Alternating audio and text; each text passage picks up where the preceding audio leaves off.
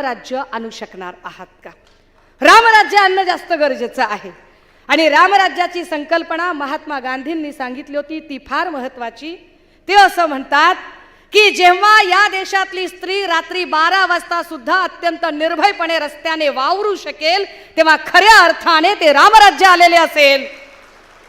आमची अडचण अशी आहे सर, मोदीजींच्या काळामध्ये रात्रीच्या 12चं मला माहित नाही, पण दिवसा 12 सुद्धा आमची स्त्री निर्भयपणे रस्त्याने वावरू शकत नाही. हा आमचा प्रॉब्लेम आहे आणि त्यामुळे महिलांच्या अडचणी किंवा महिलांचे प्रश्न मांडले पाहिजेत, त्याच्यावर बोललं पाहिजे.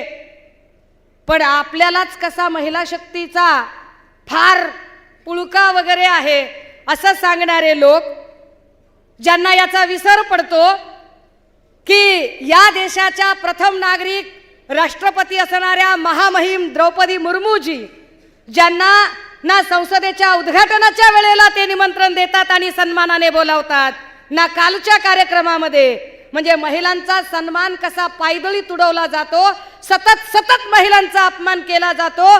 मग त्या खेळाडू महिला असतील किंवा हाथरसच्या महिला असतील, उन्नाव कठुआच्या महिला असतील किंवा रोज महाराष्ट्रात किंवा भारतात रोज यांच्या पॉलिटिकल लीडर्सनीच प्रताडित केलेल्या महिला असतील, याच्यातल्या एकाही महिलांना ते न्याय देत नाहीत.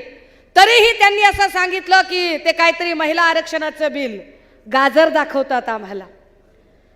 साधं